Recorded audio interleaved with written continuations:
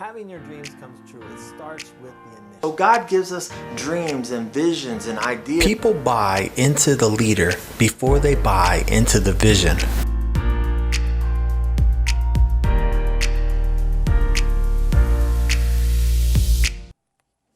All right.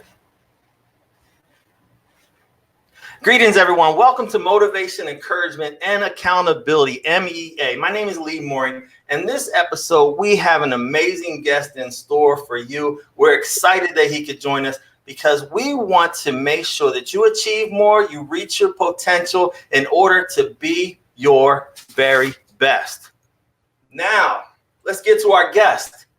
This guy, he is just tearing it up. I've been following this brother for over a year now, and everything that I see, everything that he touches is going worldwide, going international, just blowing up. His book about to be a #1 bestseller. He is just changing the game out there. He's the owner of Paradigm Shift Training and Consulting. He is a fabulous Air Force leader. He's a motivational speaker. He's a teacher. He's an event disc jockey. He's doing everything. He's even an author of this amazing book called The Black Collar Mindset. Everybody, let's welcome Seth the Speaker. Thanks, brother. Thank you. Thank you. Thank you. Thank you. Glad to be here, man. Thank you, man. Thank you for being with us. I tell you, man, like we talked about earlier, man, I've been following you for a year.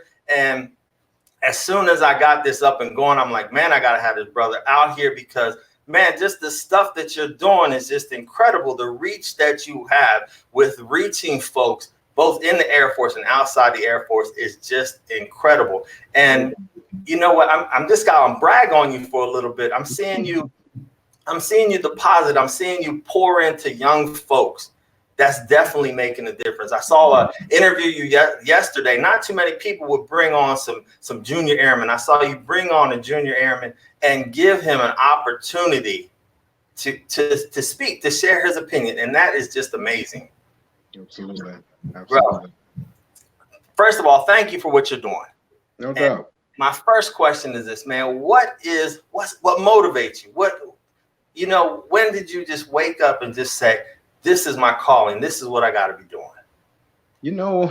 Again, thank you, brother. I do appreciate it, man. And you're doing great things as well, man. So I commend you, as far as not just what you're doing for everyone else, but even allowing me to be on this platform. But to answer your question, I think what it was is that I did not want to become a statistic that would just make excuses as to why I don't have what it is that I want. And when I started to walk and believe the things that I knew about myself instead of what other people said about me, or believing the doubt, then I started to see things around me change and people around me change. So I just took the things that I've learned in certain aspects, either the book or just doing my morning motivation minutes, putting them into little pockets so that I can help other people. So when I heard my calling, I try to help everyone else, here, there. So I try to end my messages off with awaken the hustle within, because I do believe we all have that, but we just don't listen to the alarm clock. Sometimes we hit the snooze button. Right. Yeah. Wow, man. You know what? I tell you what, I could end the call right now and we will be good based on what you just spit to us, man. Thank you so much. You know what? You talk about being a statistic and making excuses. There's, like you said, there's so many people out there that are making excuses. And I like how you started it, that you didn't want to be that same person. And, I like what you said about starting to believe in yourself. And so how does that affect, based on you having this revelation, how does that affect how you reach out to others? Well, I would say, I believe individuals, if they say it or not, they know what real looks like. They know what transparency looks like. And once I, like I said, believed in myself and the capabilities and understanding the intent behind it and start walking in that, individuals that can resonate with what I was saying or the way that I was walking would become attracted to it. So I didn't have to go looking for individuals. They would just say, this brother know what he's talking about. Even if he doesn't know what he's talking about, he believes, you see. So Right. I think that's what it is. I think that's the key. I like that, because what that resonated to me is true leadership by example. Mm-hmm. You walk in the way you talk, and people are going to see that, and that's what's going to inspire them to want to follow you. That's right. Wow. Now, what is it that your actual career field in the Air Force? What's your career field? Okay, so my actual career field, I'm a civil engineer by trade, Okay. heating and cooling, right, technician. But for the last, I would say 3 to 4 years, I haven't touched a tool bag because of individuals. Well, actually, it was a superintendent that said something that threw me off. He said, you know what, you're on the right bus, but wrong seat. And I took that at first to say, wait, are you calling me slow? Like I need to be on the slow bus? Like, no, that's not what I'm saying. He said that you have the potential to be more, but you have to see a different perspective. So your engine is good as far as the way you're going is good being on the bus. But if you change your seat, you'll have a different perspective. So with that being said, I was moved from working in civil engineer to working in the for the wing. I was a wing plans, special plans and operations NCRC, and then I was asked to help out in information protection, helping individuals getting their clearance and stuff together, and also the superintendent of the community support section for the wing to just get individuals together. And currently now, I am the consultant to the Spark Cell for the 375th wing called Elevate Sky. Okay. Wow. No, it's interesting. I'm glad you pointed that out. Thank you for telling us our background. Mm-hmm. You pointed something out that when you get to the wing level, you see things in a whole different perspective. Yes. When restore, when I first came in the Air Force, I was POL. Okay. POL is so far down.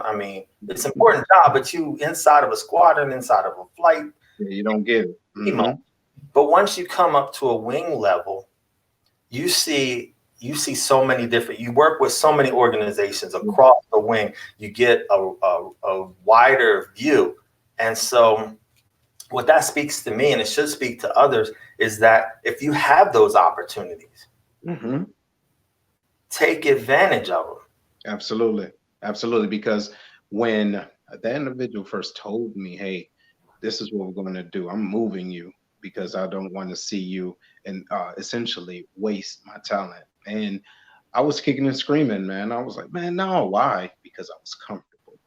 I was comfortable and I knew what I was doing, and I was what you would call the man at what I was doing.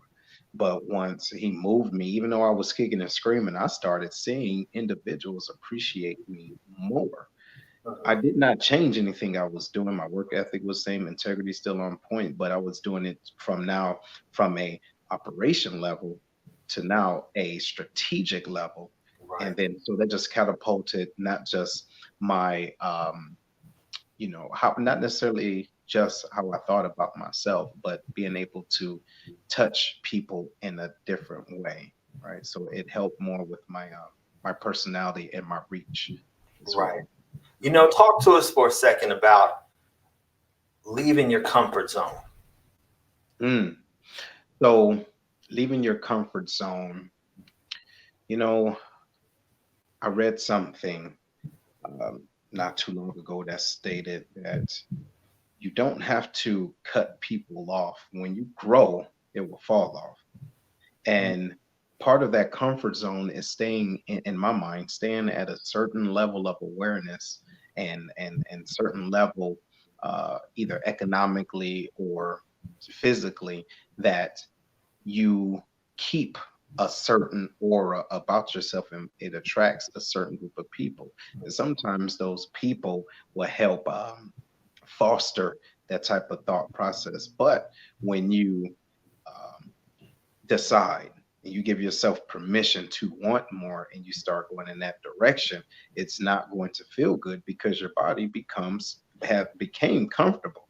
So now you're shocking your system, right? You're going to shock your system, but that's how you get different things. So, with the whole insanity thing, doing the same thing, expecting something different. Right. So once you tell yourself, okay, I want something different. Now I have to do something different, but it's not going to feel good. Now you have to be, and this is what I encourage people to do, start to feel how it will feel when you're done, not while you're going through it, because it's not going to feel good. It's like going to the gym. You're running, you're working out, you're feeling that pain. But think about how it's going to feel once you stay consistent and you actually see the results. So that's what I would encourage people to do as far as getting out of their comfort zone. Right? Wow. Get uncomfortable. Right. I like that. Visualizing what it's going to feel like at the end. That's right. And that's hard to do.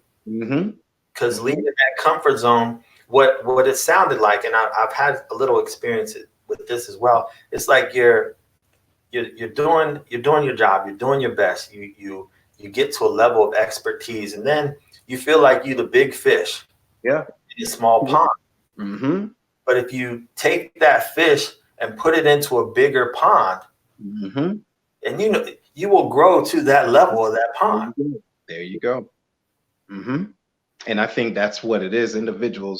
Some individuals don't like the feeling of being humble, that whole humility. Okay, so I know what I know to a certain level. Now I need to get out of this pond if I want to grow, right? But there's going to be individuals that subject matter experts that I thought I knew something, but they know it on a whole different way.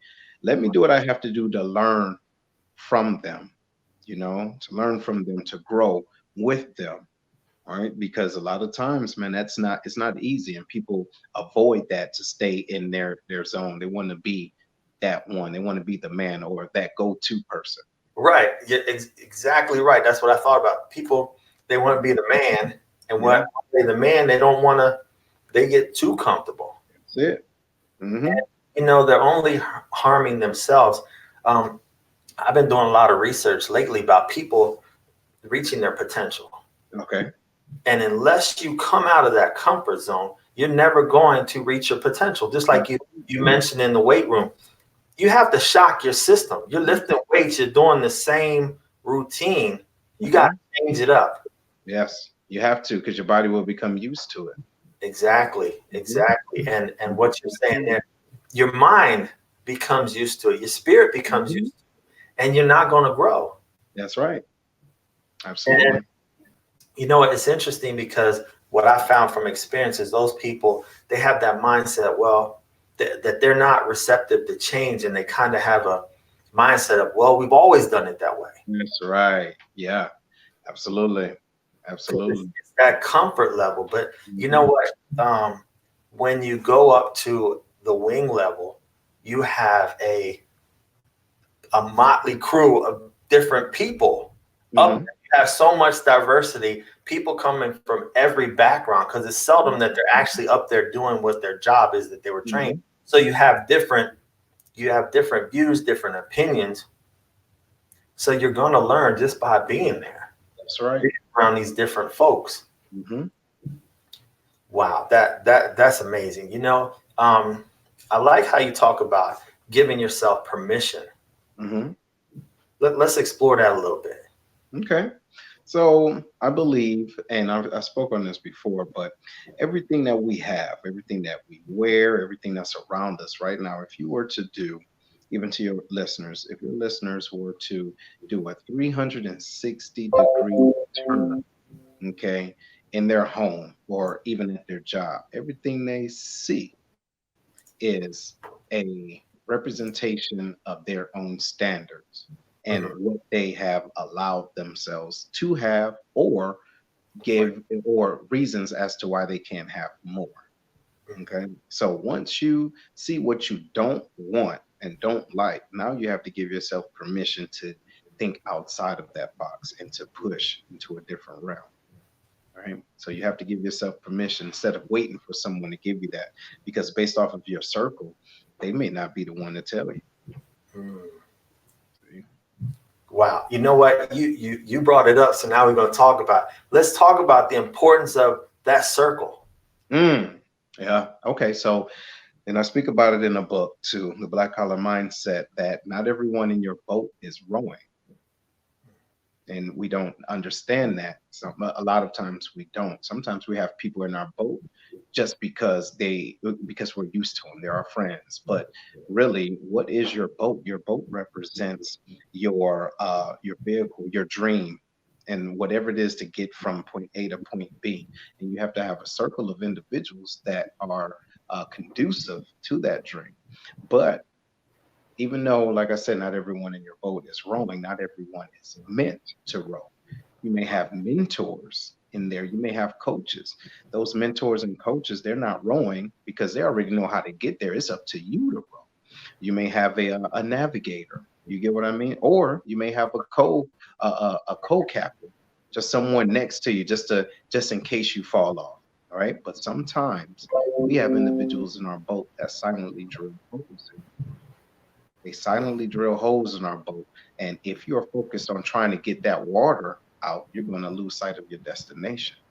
So it's very, very key to know and do a analyzation of the individuals that's in your boat before you even go to that journey. So you're like, okay, look, I need to lose 50 pounds. I want to lose 50 pounds by the end of this year. Not only do I need to stop certain habits, I need to see and listen to the conversations that the individuals around me are having. Mm-hmm. Is that conducive to my goals? Now, that doesn't mean you throw them out your boat, but now you have to compartmentalize them. Right. I'm only going to deal with you if for special occasions, or we're only going to talk about this for special occasions. Right. Mm-hmm. Right. So when you talk about the individuals in your boat, and I just want to add this, sometimes your own doubt can be an anchor to stop yourself from going any further. Your doubt, your own insecurities. You get what I mean? Right. So it's not just the people in your boat. Your own emotions can actually weigh you down, and you don't go anywhere. Wow. Yeah. Wow. Man, that's powerful. That's powerful. that is powerful. Mm-hmm. You know, I like what you mentioned there about your own doubt, because you can be your own worst enemy, and you need to get out of the way of yourself sometimes. Yes, you do. Wow. And you know what? Let's talk about this for a second. I'm sure you've been in a situation where you had to remove somebody from your boat. Mm-hmm. So let's talk about that. How would you suggest the people out there who are trying to be better, but they have that anchor? They have, like you mentioned, they have somebody in their boat drilling holes. Mm-hmm. Well, the first thing I would say is understand who they are in your life and realize that your dream may not be the same as everyone else's. So if someone is silently drilling holes in your boat, you have to find a way to have a conversation with them to let them know that they are still an asset to your life, but not in particularly this dream. Right. So find a way to say that, but realize that the relationship, if this is the case, is more important. And then I will go back to compartmentalizing that individual. Like, okay, so let's say, for example, I want to start a business, but I have a good friend of mine that's always telling me what I can't do and what I shouldn't do, blah, blah, blah. However, this individual has never had a business. Okay. All right. So we talked about kicking people out the boat because it's not their season to be there with us. So let's go ahead and look at accountability. Okay. What is it that you have implemented in your life that helps keep you accountable? You know what I would say is daily practice, to the point where I personally set alarms. I've set alarms on my phone. So I wake up at normally 4:15 in the morning. That's natural. However, I set my alarm clock for 3:45 Monday through Saturday. All right. And my message is 100 push-ups and 195. So 100 push-ups is the goal that I set for myself to do that every day. Well, 6 times a day, or six days a week. And then the 195 is my goal as far as fitness. So that just lets me know, that puts me in a state of mind first thing in the morning as far as what I need to accomplish for the day. Okay. So what I have to do is understand my weaknesses. And one of my weaknesses is, if it's not in my face, it's easy for me to avoid it. It's like in my refrigerator, if I know that I want to eat a certain way and lose certain amount of pounds, 80% of losing weight is in the refrigerator, in the kitchen, right? So I just make sure that everything that's in reach is what I need to put into my body to get the results that I want. So to answer your question, first thing in the morning, those are the messages that I see to myself. Okay. And then you said you set alarms. Do you have alarms set throughout the day other than like appointments? Oh yeah. Oh yes, most definitely. So it's funny. Not only do I have one as far as when I wake up, I have alarms in my phone to remind me to smile, because of what I do and where I'm at. Sometimes there's a misconception that, Sergeant Miller is mad at something, which isn't the case. I'm focused, I'm thinking, and I think a lot. So from the outside looking in, they think I'm upset. So maybe 4 times a day, I have alarms that go off that just say smile for 3 seconds. And I just crack a smile, because I never know who's looking. Mm-hmm. Wow, that is amazing, man. I know I know people that do that. They have alarms. I've never heard of that, having an alarm to smile, but it makes sense. Yeah, because perception. Because even though I know I'm not upset, I'm not a mad person. Right. But if I have to work with someone, there may be some things that they may not tell me because they think that I'm upset or that I'm a snap at them or something like that. Even if I've never done it before, people's perception is their reality, and they treat you according to their reality. Exactly. Just the way they see your face. That's right. Like, man, I'm pleasant. I'm happy. I'm in a good place. But just because you're not smiling or cracking jokes, yeah, I feel you. I feel you on that one. So let's talk about this.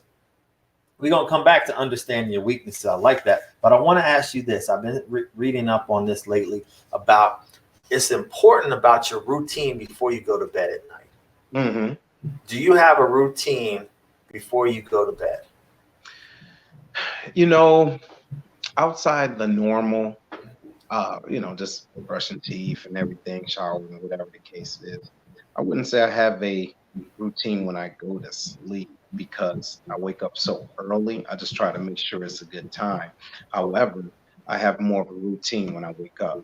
So it's a reason why I wake up that early, because I'm a natural, I would say, a both introvert and extrovert. So when I'm DJing or I'm speaking, I'm an extrovert. However, I need that time of quiet and peace. So in the morning, as soon as I wake up, I don't go. I sit there. First of all, I say thanks, right? Because I woke up, I didn't have to.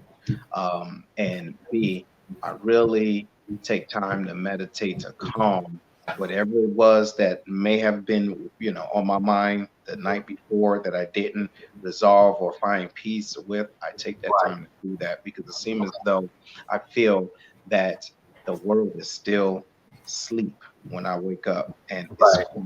So part of my routine waking up is utilizing some of that quiet time. And then I read or listen to something motivational to kind of get me going before I go to the gym. So yeah, that's normally my morning routine. So I don't have a night routine, but the mornings is how I start my day. Okay. The reason I asked, I've been reading a lot, and I've been reading a lot about our routines, like you mentioned, and especially the importance of when you wake up to have a routine so that you don't have to make as many decisions. Mm. The decision is already made for you. You get up, immediately, I'm brushing my teeth, I'm going to eat, I'm getting in the shower, I'm going to meditate on something. It's already picked out, but I'm going to be at the gym at this time. I was reading, it was talking about that the less decisions you have to make earlier in the day, the better your decisions will be later into the day. Mm. Okay, I can see that. So what we can put out there for the listeners is that by having a morning routine, you are not having to make those decisions. That's right. And you will have, like you mentioned, you will have that sense of calm because you're not frantic. What am I going to do? Am I going to go to the gym? Am I going to eat? Am I going to meditate today? You already know what you're doing. And it's creating a habit. And another thing too, there was a young man that's in my Toastmasters club. He did a speech on dope and dopamine and how individuals feel good when they accomplish goals. But he said instead of telling everyone what you're going to do, but breaking those goals down into segments. So the first half is telling everyone what you're going to do, like posting it on Facebook or whatever the case is.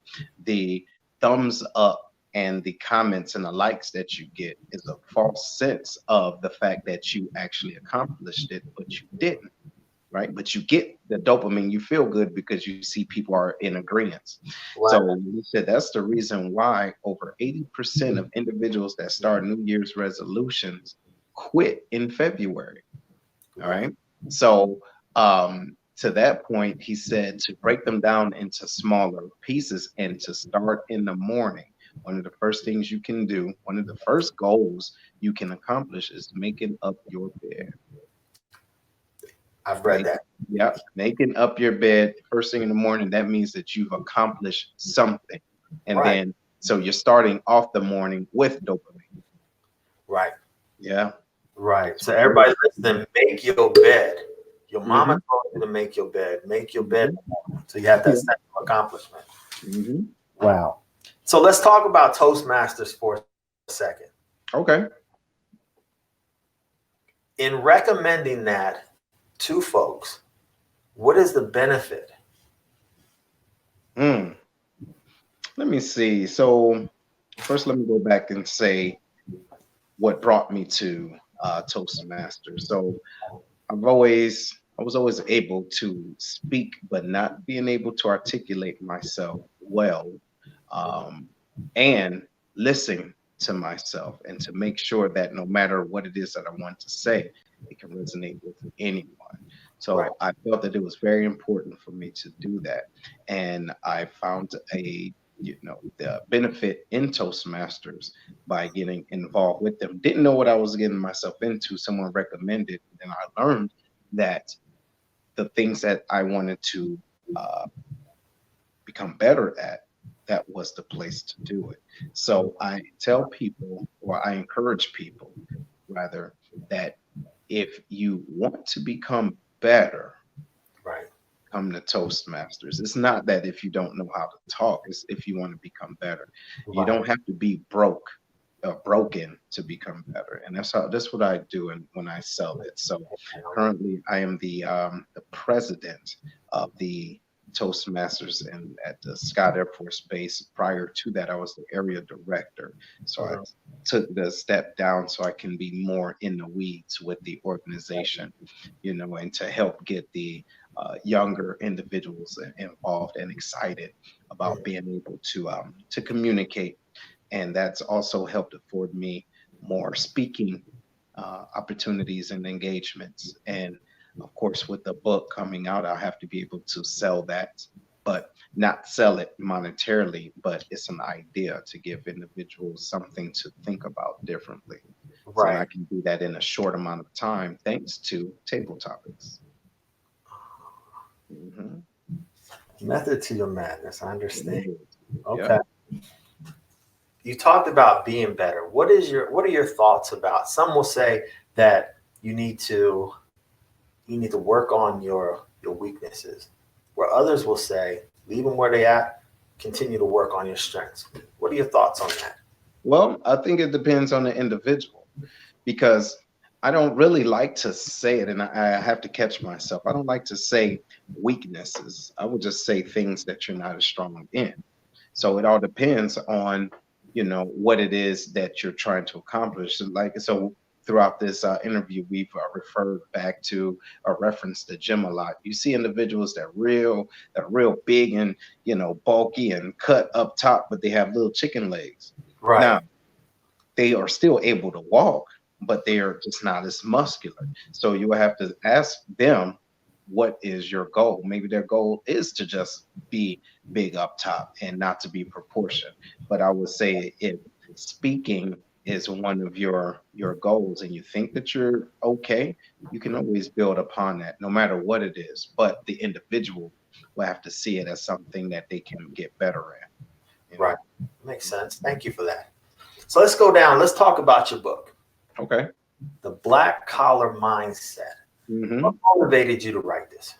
Well, what motivated me is the relationship that I did not have with my father, and I wanted to bridge that gap and to have a better relationship with my son. And in order to do that, I felt as though, since he doesn't physically stay with me, but when he come and visit, I'll always try to dump a whole lot of knowledge into him before about a weekend to a weekend. I just didn't want him to lose it. So I wanted to be a tool for him to go to understand things about me and about himself, because ultimately I am his living ancestor, if you will. So also, the black collar mindset represents anything that anyone does when they close their eyes and walk and work in their passion. As far as the blue collar worker, that's the mechanical, industrial worker.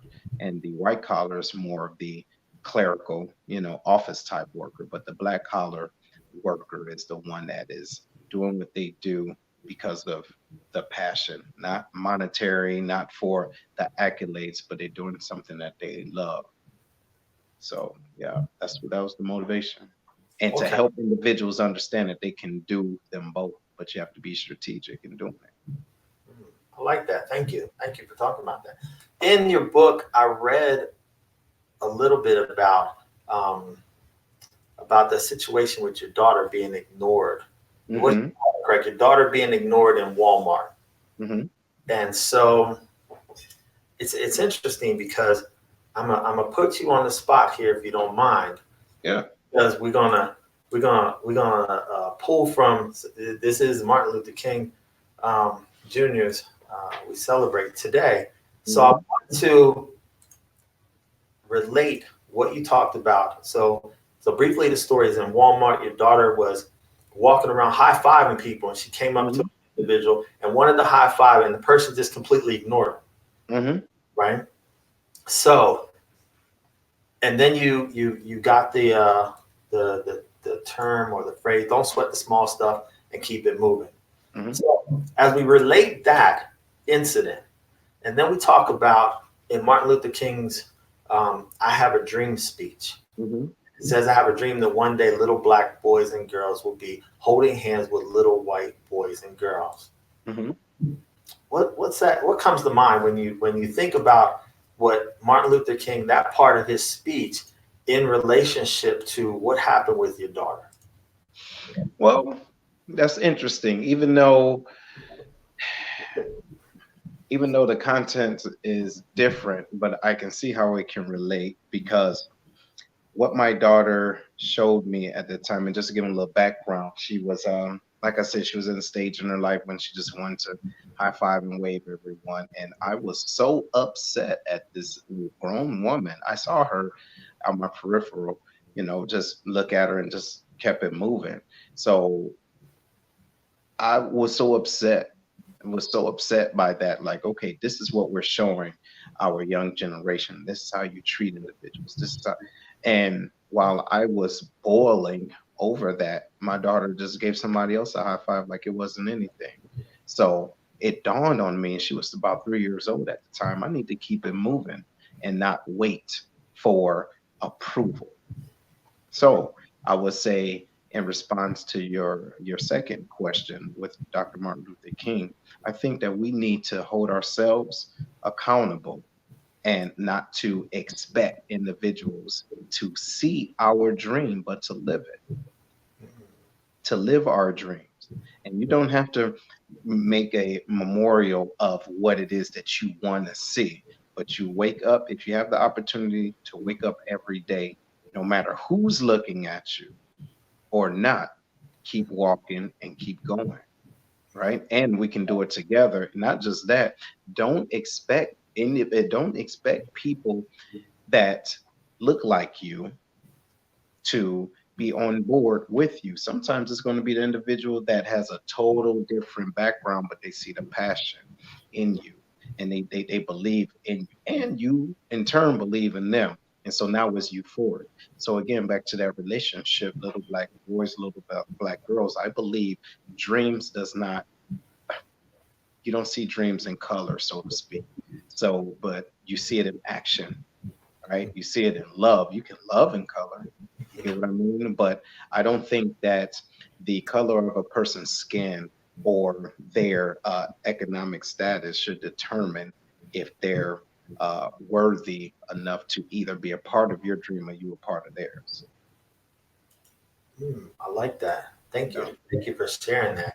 Yeah, I was when I was listening to your segment yesterday, it reminded me about I'm glad you had it for one. And then what I always try to do is to go back each and every MLK Remembrance Week and listen to his speech, giving him speech, just to kind of get refreshed, because we talk about having a dream, but it's more, everybody has a dream, but what are you doing? That's right. With it. And I believe it's all about that first step. That's right. And if you, like you said, you can be your own worst enemy. You can get in your own way by having that doubt. That's right. So as far as maybe I should have asked my questions backwards there. As far as somebody accomplishing their dreams, what advice would you give them?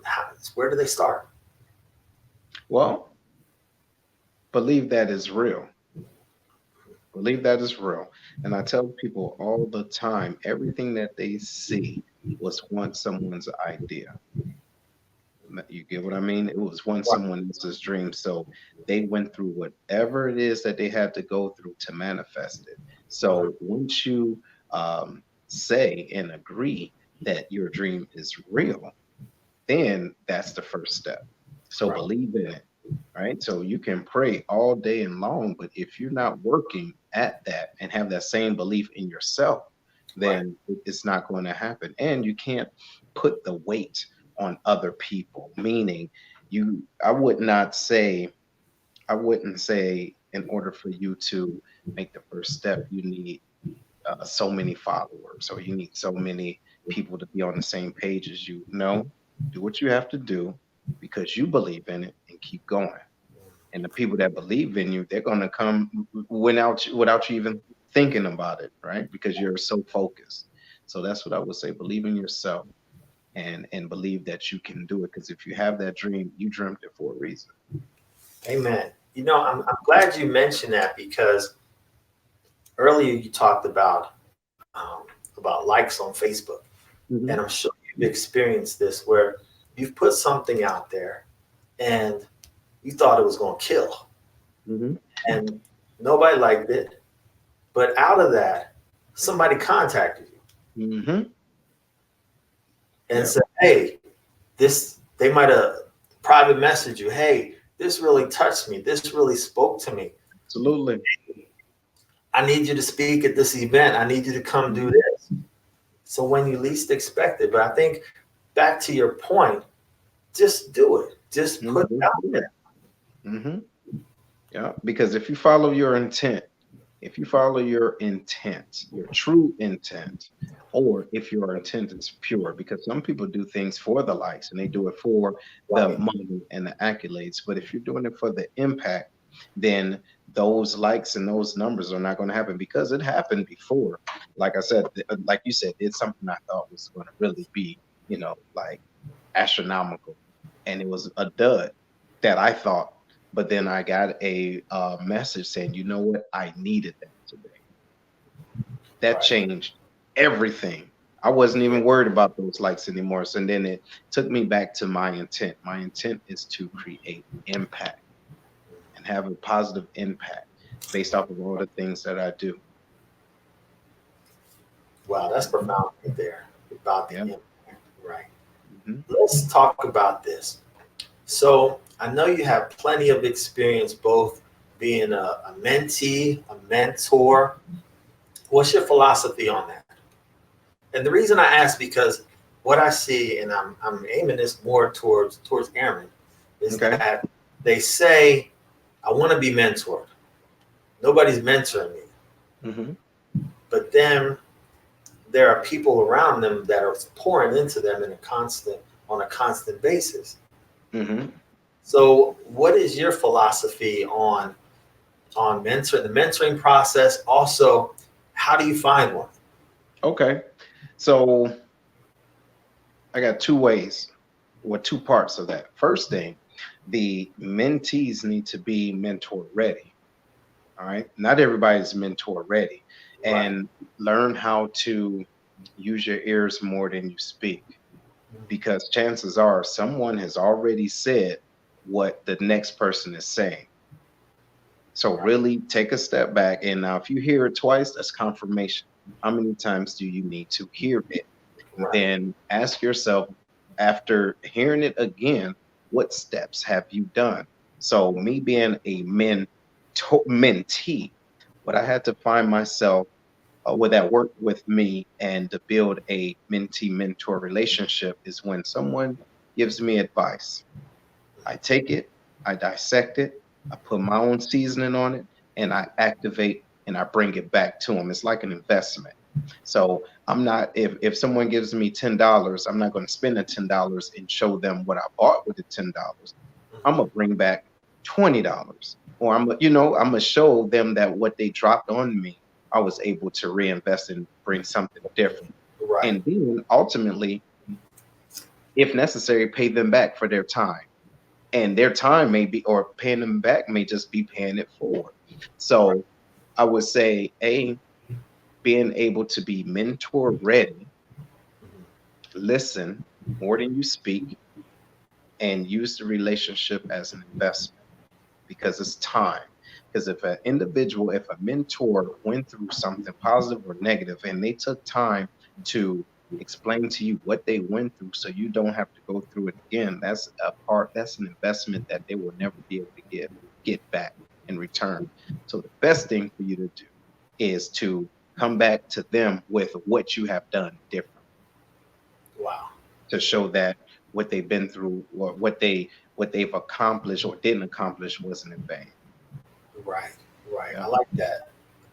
And I'm a believer that along with that you bringing it back to them, you're telling them thank you, like you mentioned, but also they're going to be more than happy to pour more into you. That's right.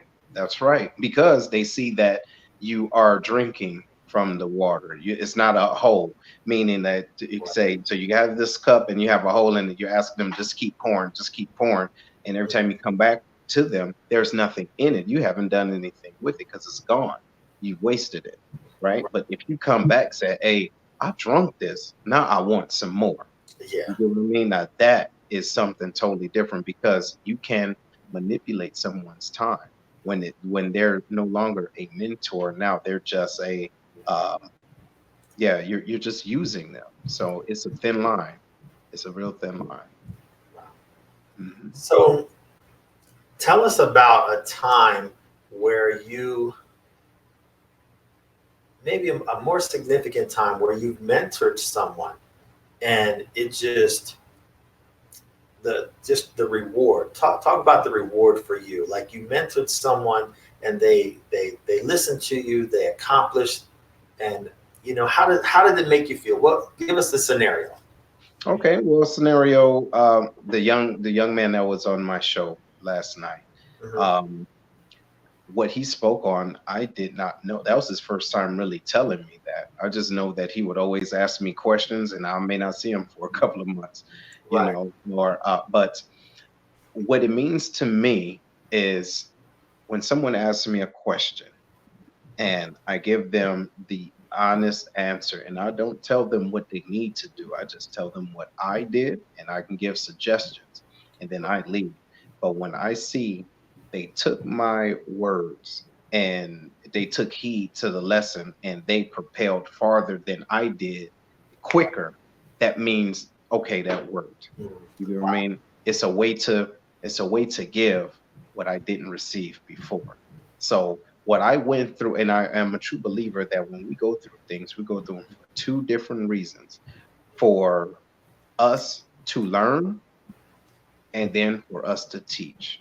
So if you go through something and you're not teaching someone, then you're wasting that lesson, in my opinion. So I just make sure I stay humble and I just keep doing what I do, not looking to proclaim to be the know all, because I don't, obviously, because I'm still a student in life. But when I see someone take what I've learned and to take it to another level and even further than I could have ever imagined, then that's it. I can dig that. That's nice. Wow. That, you know what? That's really powerful what you said there. That for us to learn and us to teach. Yep. Amen. Yep. Wow. Thank you. Thank you for that. No Let's doubt. let's take a look at a couple things here before we wrap up. So we want to talk about your book briefly. So my question is, why should somebody go get this? Well, I think, What do you do for them? what will it do for them? Yeah, what Well, will it do for in the first few pages of my book is a disclaimer to let the individuals know this is not a sit down by the fire, cuddly type of feel good book. This is a book to get you fired up and um, awaken whatever it is that's been dormant inside. And I ask questions in that book that only you can answer. So it's them? parts in the book that you really have to fill out. And um, yeah, man, I would say it's more or less a tool to help individuals to really answer critical questions that can change the course of their life just by being honest about either the people that's in your lives, the path that you're on right now. Do you really need to be on that path? Right. The things that you're doing occupationally, mentally, spiritually, how is that working for you? Is that working for you? Okay, once you realize it's not working for you, then work, Right. right? Because other than that, you're just talking, and then, you're just talking, talking, talking. And I'm a firm believer, and I didn't put it in the book, but I think I did. But individuals that um, run their mouths in life, you don't burn calories that way. You're right. You can run, but running your mouth, you don't burn calories, and you don't change anything unless you put the action behind it. So this book is full of calls to action for Right. you as an individual. Mhm. Wow. Wow. Thank you for that. So looking at a couple avenues, we know you have the Facebook, um, Mhm. Lions Den with Seth, Mhm. and I was privileged to catch that a couple times. I like the conversation going on there. So tell us, when are you all on air for that? When do we Okay. catch you all live? Okay, so you can normally check us live on Sundays. I try to do them either Saturdays or Sundays, but I post all of the podcasts on Sunday evening. Okay. So if you do miss the live, you can catch them on any major podcast platforms. But Okay. of course, I have to be mindful of those times and schedules. So if they can come in on a Saturday and not Sunday, I try to take advantage of that. So that's the advantage of following the Facebook page, because you can see it when it's live versus waiting on until Sunday to get it. Right. And if they tune in live, they also have an option to call in. correct? Yes. You can call in. You can give your comments, and we read them on the page. And also, what we're starting is Patreon, a Patreon page for the Pride. So, being a part of the Lions Den community, there's packages where you can promote your business, and you can, by a small fee, a monthly fee or donation, you can promote your business, and we'll say it on air, and it will be on every major platform that the Lions Den is on. And then the Pride Prime, which would be a monthly donation, so that when we do live events, live audience events, or when we travel around and go to different locations, and if we're in your city, you get free tickets to those events. And so the main goal is to not just finance the building where I'm hosting it at, but when we have guests come on, want to give small donations to them, and also the nonprofit organizations that help out the community. So it's always a way forward, paying it forward in the community. Okay. I wanted to add, when you talk about that, you all travel around. I know that you do not just stay in your local area, because I've seen you you're in the Midwest, but I've seen you on the East Coast doing your thing and speaking. So if folks want you to come out to their events for what you're doing speaking, keynote speaking, correct? You're also doing training, correct? Also your DJ, correct? So they can reach you at this website, right? Yep, they can reach me there. They can just send me a note, and we will just really chit chat and see what it is that you need, right? And what I do is make customized packages for the necessary, platforms. So I can go to schools or corporate events, one-on-one coaching, to help you get to where you want to be. And it's a difference between being a life coach and an accountability coach. So, like I said before, that well, not today, but a different interview, a life coach, in my opinion, is a friend that's just there, to be there with you and to help you go through whatever issue that you're going through. Me, on the other hand, I'm not here to be your friend. I'm really not. What I am here to do is to give you the tools to get to where you want to be. And so what we will do is have that one-on-one conversation. You say, hey, Seth, this is what I want to do within, or want to accomplish within 30, 60, or 90 days. And we plot out a course to do that, and we go for it. That's it. Nothing more, nothing less. Whatever else is going on in your life, if if you're having stomach aches, if that's not a part of your goal, that's not a part of me. That's not what I'm in for. So it's a very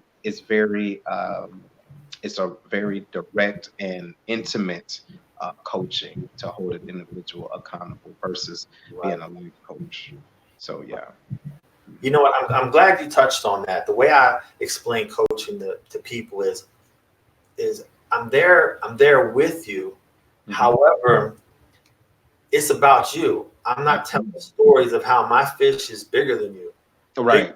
Fish you caught, because that's what your friends do. That's right. Your friend, you got an issue, you got a problem, you're trying to get, your friend is going to say, you know what, I've been there too.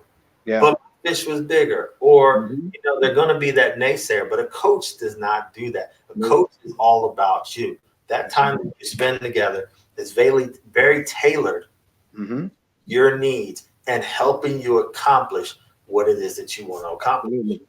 Absolutely. All right, so we're going to wrap this up. Is there anything, any parting shots, any words of wisdom, any drop a nugget, drop a boulder on us? What you got for us? Man, nothing really. I do appreciate this, brother. I do. Got to put that on silent. Look at you. But no, seriously, I do appreciate it, man. And I'm also want to extend the invitation for you to be on the Lions Den and, give your, drop your own jewels. I think that's the way things should be, because it's not about me. It's about growing and not just growing our own brand, but helping individuals to become better. And I would just say thank you. And again, my platforms, I'm on anything social media. If you want to find me, I'm on Twitter, Instagram, the websites, you can find me there. And if you're looking for a DJ, a mobile DJ, and I do go to different places, I'm at DJ Scooby 313, DJScooby313.com, or any other social media platform. And then you can find me. And coming out again, 2020, coming out 2020 later on. I'm just getting the inventory back together, but the clothing line.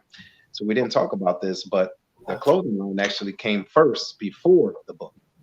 Oh, really? Okay, let's talk about it. We there. Let's talk about it. Okay.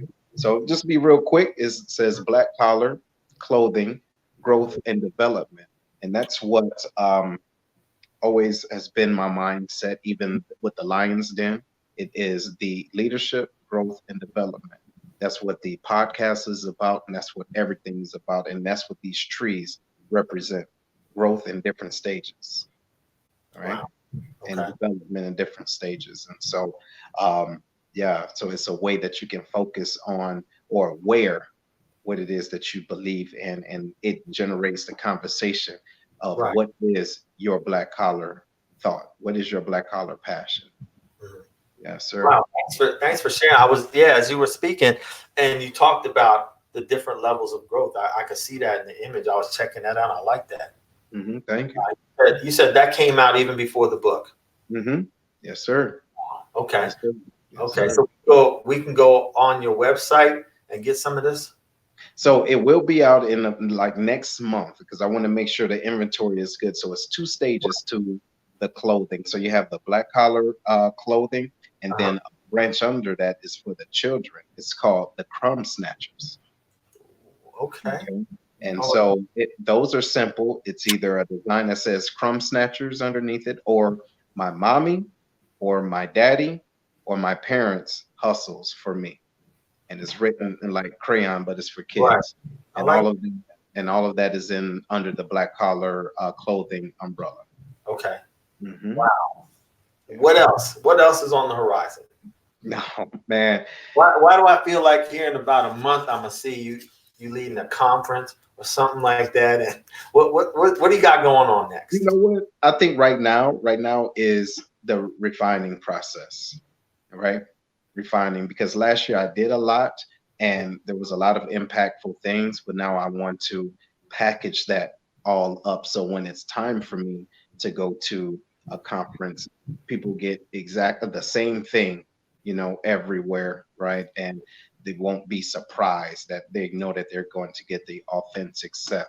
And also another thing that I would like to do is create a platform for other speakers that's on the same page as me, and being able to go to creating different, let's say, conferences with those other speakers, and people can come to get different aspects of accountability or just growth and development. So I think that's my goal. That will be my goal for the second quarter of this year. Okay. Wow. I like that. Wow. Thank you. Thank you again for being our guest. We really appreciate it. Once again, we got Seth the Speaker. You see the website there, seththespeaker.com. Reach out to him anytime. Like he said, he's coming out to you. You can work out a plan that works. It's going to be customized. It's going to work for you. So once again, brother, we appreciate you being here with us today. And once again, I'm leemooring from MEA, Motivation, Encouragement, and Accountability. We're excited that you could join us. And you know what? After you listen to this, go back and listen to it again, because there were some nuggets there. You need to write these things down, okay? Because ultimately, like we said, we want you to achieve more, reach your potential in order to be your best. Thanks again for joining us. We appreciate it. Take care.